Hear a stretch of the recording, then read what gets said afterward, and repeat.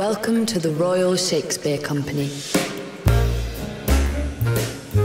Are you enjoying the show?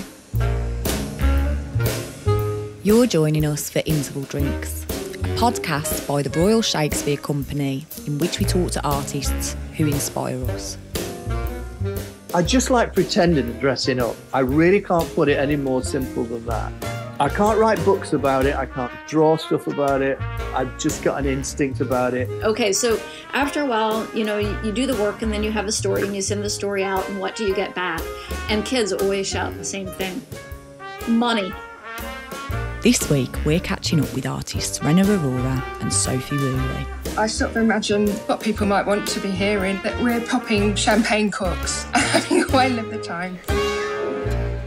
Have you collected your drinks? Then let's begin. Hello and welcome to Interval Drinks. I'm Renu Arora and I'm currently performing in The Magician's Elephant at the Royal Shakespeare Company playing Madame LeVaughn. I'm a BAME disabled artist and I'm chatting to Sophie Woolley, a writer and performer who works across theatre, TV, radio and literature. I wanted to chat to Sophie over an interval drink because she works across genres and is an incredible artist. Hi Sophie and welcome to Interval Drinks. Thank you. Thank you. I think you're an incredible artist as well. Oh, thanks very much. Yeah. Thanks for having me on. So, what are you drinking? Well, I've been actually listening to the other podcasts in this series and they're really great. And I've noticed that everyone is on their best behaviour and drinking water because that's what we drink when we're working. Yeah. And I have to say I'm also drinking water. But I sort of imagine what people might want to be hearing, and that we're popping champagne corks and having a whale of the time. How lovely! So that's, yeah, in my head. I've not been to theatre for a while because of obviously lockdown and of course being here. But I mean, for me, I spend my intervals backstage, so I have a cup of tea most intervals. Well, actually, every interval at the moment. Yeah. Yeah, I had a brilliant cup of tea at the last interval I went to because the theatre bar was outside because it's COVID times, I guess, yeah. And it was really cold, like it was going to snow and stuff. So that was an Augmented interactive show called Lost Origins, and I did go for the old cup of tea as well, and it was the best cup of tea I've had in a long time. It was a rock and roll again. Nothing like a cup of tea when you're cold. Whenever I go to the RSC, I do like to go outside by the river and breathe the fresh air because I'm from London. We don't have much air there. No, we don't. Same. I went out for the fresh air and there was lots of people having the cigarettes, so I had some of that as well. And then I was overcome with largesse, and I went into the bar and I said champagne all round for everyone. So I did that. But you've had an incredible journey with your hearing, haven't you, over the past sort of few years? Can we start there? I watched your show Augmented. Yes, that's a good place to start. So I'm a writer and a performer, and I often perform what I write. So I'm a theatre maker. Usually I'm performing fictional characters and satirical characters. And I had what felt like an extraordinary journey in my life. I hadn't wanted to write about going deaf before. I was trying to avoid being pigeonholed, and I had so much to write about. But then, unexpectedly, when I had a cochlear implant in 2013, I was able to hear like I remembered. I could hear like I did when I was 21, and I was not expecting this sort of result. And I realised that all the portrayals of cochlear implants and in culture that I'd seen before didn't really cover what the extent, the magnitude of what happens to your identity and spiritually and technologically, or the impact the ramifications for the future of humanity that implants have. So I just had to tell this story. So I broke my own rule and I wrote a story about going deaf where I played myself. Yeah. And I work with a director called Rachel Bagshaw, who is an absolute genius. She, like me, has acquired disability, so she instinctively understood where I was coming from, and she also believes, like I do, in integrating creative access in different ways into a production, so it's seamlessly part of the production, so that the access is just as much as a joy as the story and the performance, and it's so. I worked with designers Khadija Raja and Laura Hopkins, and the lighting and projection artist Joshua Farrow, and sound artist Adrian Courtley, and they all work together to make quite a spectacular production. I loved it. I was watching it and I cried and laughed so many times in the show. I just thought it was beautiful and poignant and heartbreaking and moving and you know, so many things I actually wrote down because, you know, there are things that myself as a hearing person have never thought about. Like you say, my urination exists only as a feeling as it exits the hole. And it's something that I never thought about, that when you go to the toilet, if you can't actually hear that you're urinating, how disorientating must that be? I'm so glad you picked out that line as well. It really moved me. It really touched me. Yeah, because that was when I hear that line, because that was a shock when I realised that I could no longer hear that, and that was in a short story that was published. And in the play, I'm Augmented. Wanted to show myself as a worker. It's not about a deaf woman, and only about that. It's someone who is like working to become master of her own fate. So it's about me wanting to be a right performer. And so I'm like, so I read a bit of the work I from the past.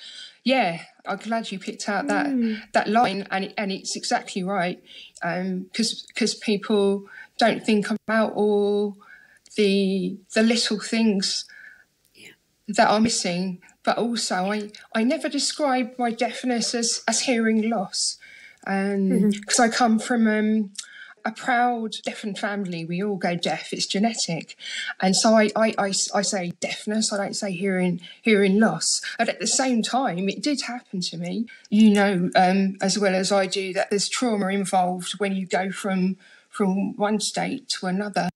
Because I come from a deaf family, you would assume I was expecting to go deaf. Even as I was going deaf, I did the normal thing that people do when they're first hard of hearing, is they're in denial. They say, I'm not going deaf, I'm not deaf.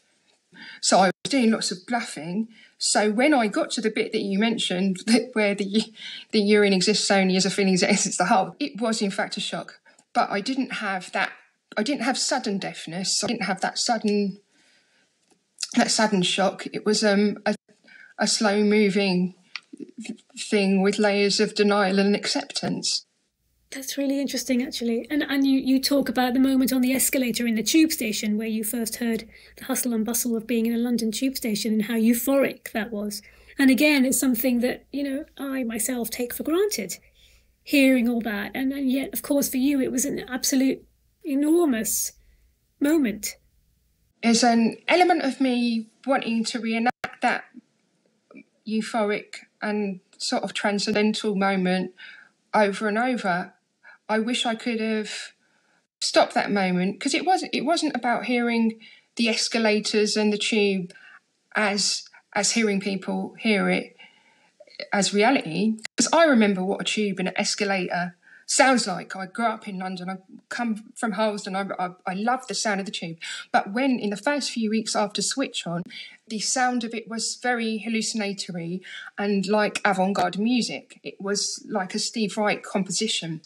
And I became more excited and in love with the sound of machinery and the environmental sound than music. I mean, music was also great, but in the first few weeks, it was like being in a science fiction movie. I was a proper cyborg.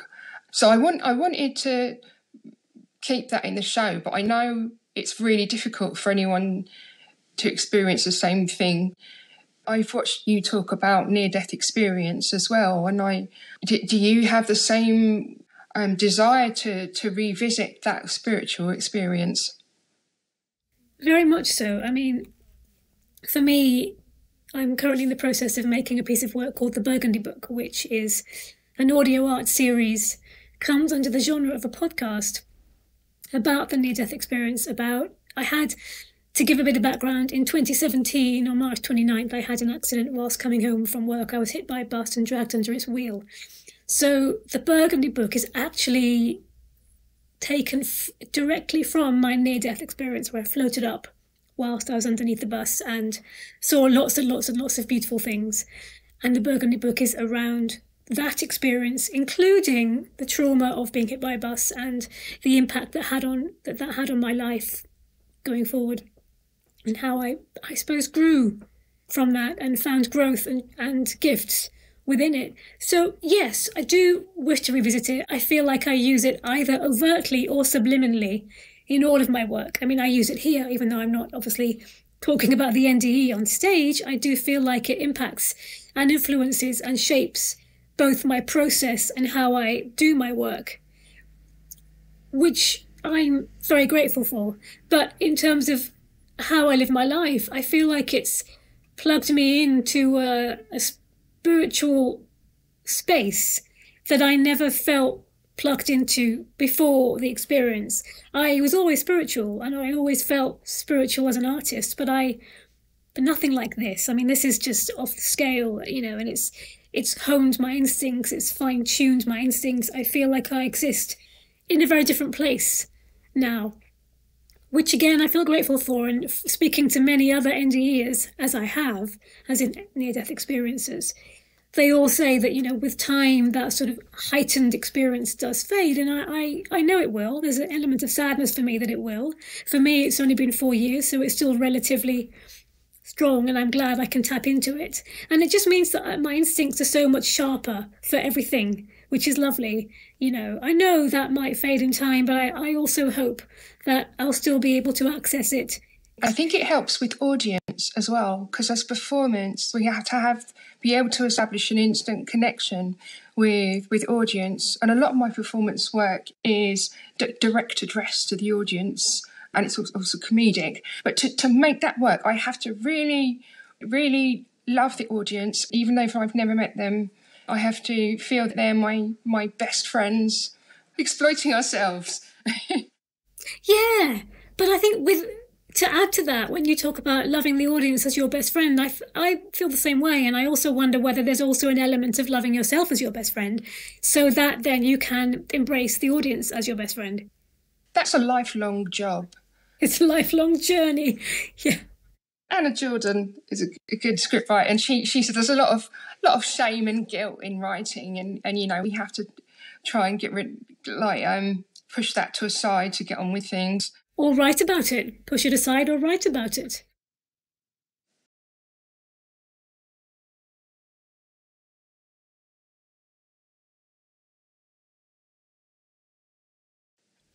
Yes, I mean, I'm curious. You've already sort of spoken a bit about this, but I'm curious how your artistic practice and process of writing has changed since going deaf. So I had to at first adapt to a hearing-dominated workplace. So I was adapting access-wise, and I also became a leader in creative captions, because I thought I want anyone who's like me coming to my show to not be excluded like I am from the work of my peers. And I was writing hearing characters, but eventually when I felt more confident about identity and also had more material to play with as I came up against barriers in society, I was trying out deaf characters as well as hearing. I suppose it's changed again a bit since I had the implant. So going back to like how I adapted my practice when I went deaf, I was using sign language interpreters first, just in rehearsals, and then for one-on-one meetings as well, used them all the time. And so I used a fund called Access to Work to pay them. I use the same.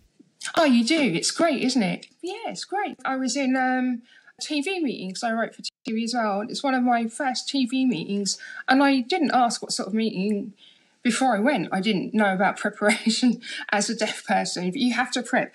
And it was a big round table thing, and people were throwing ideas in, and I was not hearing them, and I was saying ideas, and people were saying, no, someone said that already. And I didn't get to write on the show. I got a small acting part on the show, and the producer said, I feel embarrassed, you're a great writer, but we didn't get you writing on the show. And I realised I've got to take a lead in my Access, and I started using Access to work. So that made me get further in my career. So I was able to be professional, and then now it's different. I use my cochlear implant. I no longer lip read. I can lip read, but I don't rely on it. And I use phonak table mics. So, and they transmit direct to a receiver on my implant on a radio FM band. There's a circuit board embedded into my skull, and there's electrodes that go into my ear. They send strobes of information. It's electronic, and it stimulates the auditory nerve. So it's basically your voice is now being streamed by radio FM band direct to my brain. So I can hear your voice right inside my head. There's no sound attenuation. And it's also a lovely way to listen to music and singing. Does it impact how you hear your voice? So my own voice was the thing that took the longest to start sounding like I remembered. And my voice is actually different now than it was when I went deaf. So when I went deaf, my voice changed enough for me to benefit from being cast on radio as deaf characters. So I acted some deaf characters, and I didn't hear those radio plays until recently, after I got my implant. Yeah, I'd love to ask you about that. The first time that you were able to hear your work as a writer and as an actor must have been absolutely mind-blowing. Yeah, it was an extremely emotional experience. I put off doing it. It was a very nostalgic experience, listening to music, other people's work, and being able to follow radio. Drama took a bit longer to learn to listen to, and comedy was the hardest because comedy is based on, mistakes. And I was worried that my work wasn't funny, so I wouldn't laugh at my own play. But after about 4 months, I listened to some plays that I acted in, and I felt kind of proud, and I felt sad as well. I don't really know how to describe why. It's almost like a hearing person. The old hearing version of me had invaded my body, and I was looking back at a deaf version of myself. It was like having a sudden split. So your first contact with the RSE was through the Claw Fellowship Programme, I believe. What did you take away from that placement? So many things. Because I work a lot in isolation, and I'm a freelancer, and I work on making my own work, is to see how other people lead in their departments, how other people lead, really, and see inside an organisation. Because usually I'm coming from the outside, like pitching work or auditioning or something like that. And I suppose as freelancers, we are kind of leaders, aren't we? So I can imagine that you're using all those tools and skills in your own work. And when you work with teams, I kind of lead with the ideas and tell people what I want to try and achieve. And I try and work with very skilled, experienced directors who support that. It takes a big person to be able to collaborate in that way with someone who's the writer performer. And it's a different sort of power hierarchy than you get in some areas of theatre. It's a different kind of collaboration, isn't it? And I think it requires a very different skill set with a different kind of personality to be able to hold that collaboration.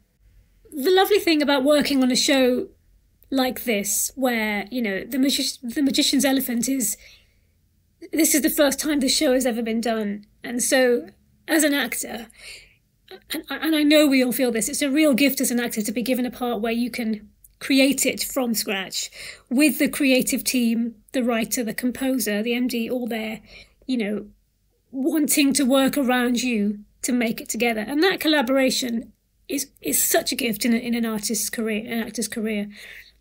And I have loved that process because it's been so collaborative. The team have been so open to collaborating, to changing, to rewriting things, to trying things out. And so we all feel like what we've created has been, you know, the culmination of a lot of weeks of collaboration together and openness and grace within that process, which I think is, you know, a beautiful skill to bring to an artistic endeavour, which is lovely. I suppose I wanted to ask you, as a disabled artist yourself, what might you say to, you know, younger deaf disabled artists who are potentially starting out? Okay, the things that I wish I'd known: get more than one mentor. So I went a long time with no mentors. There were people championing my work, and that was great, but I didn't know to ask who could be my mentor. People may ask you to work as a consultant or an advisor. Now, you can do this, but don't go into it thinking that it's a stepping stone for you getting the job that you really want. So it's not a stepping stone for you to get an acting role or get experience as a writer. It's a dead end. So you might want to work as a consultant, but make sure if you're going to do that, you know why you're doing it, and that you get paid. And the other advice is ask questions about how to do things you're not sure about. Even now I can hear, because I've had so many years with missing information and not being able to do small talk. I'm sure of some of like how you're supposed to do some things. So I know how to ask questions now. I used to not ask questions because I didn't want to have to lip read the answers. But it's a good idea to ask questions, and also it's a good idea to get some training. I didn't get drama training, and it doesn't just give you acting skills. It helps you get on in the industry. And that I'm saying get drama training, but I've done everything I've done without it, which is incredible, by the way. But if I could go back in time, I might get some more training. I've been reading a book by Hashim Mohammed about social mobility called People Like Us recently. He went to school in Wembley and he grew up near me because I grew up in Harlesden, and he went to the second worst school in Brent. I think I must have gone to the first worst school. It's so interesting reading what he says about education and how it affects your chances and what you can do once you've decided where you want to go. That brings me on to something that I wanted to say actually about knowing your worth, because I think what you've said is when you mentioned about if you do a consultancy job, you know why you're doing it. And I think this applies across the industry to everybody, but especially to deaf and disabled artists, to know your worth. You know, support is out there. I've had so much support from the RSE in this job, and I felt so grateful to have received a lot of support to be able to do what I need to do night after night for my body and my mind, and it's been so helpful. And for me it set the benchmark for, you know, the next role that I might play and for the rest of my journey as a disabled artist, because my accident happened in 2017, but before that I'd had a career for 15 years, 16 years as an actor, as an artist on the stage, but of course I was able-bodied. So this for me is my first sort of re-entry into the industry on the stage, as it were, as a disabled actor in a chair. And it's really, for me, set the benchmark into what's opened my eyes really into what's possible. So someone actually said to me a few weeks ago, remember your worth, and it was such a good reminder. So I would say to people, know your worth, know that you're worth it, know that support is out there, and know that you don't need to limit yourself. The thing I would say is find where you fit. There are loads of organisations, Grey Eye, Disability Arts Online, Ramps to the Moon, they're great. But within that, you don't need to only be in an organisation like that to work. Yeah, I agree. There's so much that you can do as an artist. So don't let that limit you. I think there needs to be more artistic directors and leadership roles who are also disabled. Because I think, if that were to be the case, then things would start to trickle down a bit more. Sophie, we're coming to the end of our chat. It's been amazing talking with you. I just want to ask you before we wrap up, who might you like to have your next interval drink with? Now, they could be dead or alive. It could be anybody at all, fictional or real. And one of my favourite artistic experiences as an audience was when I went to a festival called Infecting the City Festival, and there was like a human sculpture. It was like a monster made of mobile phones, and designed by an artist called Francois Nurtzi. And I would love to have an interval drink with that piece of performance art again, but it would be mayhem. So I'd come out of the theatre and there would be this monster made of mobile phones causing havoc. And it's everyone would be kind of filming this monster with their mobile phones, and obviously it's a comment about consumer culture and so on. But the mobile phone monster behaves in quite an unpredictable way. I don't know if any water would get drunk, but it would be amazing just to see this creature again. Because when I saw it performing in a shopping mall, and he went into a shoe shop and ran off with some gold stilettos. Everyone was chasing after him, filming him. It would be really nice to have like that experience in the interval. So you would like to have a conversation with a mobile phone monster? I think that would be a really fascinating conversation. Yeah. I'd like to get the mobile phone's numbers, the monster's number. Yeah. I'm sure that can be arranged. Looks like the monster has many mobile phone numbers. It would say it could be tricky. Yeah.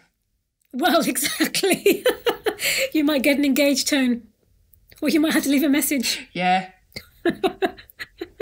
He might never get back to you. Well, mine strikes a very different tone, actually, because mine is even more poignant in the circumstances. Mine would be Stephen Sondheim. Ah, yes. Now, I think that would be the most fascinating conversation ever. Just beautiful, beautiful, beautiful. Well, it's been a wonderful chat, Sophie. Thank you. We've covered so many wonderful things, and I wish you all the very best in your endeavours. Remember, you can listen again to past episodes on the Royal Shakespeare Company website. Just search RSC Interval Drinks.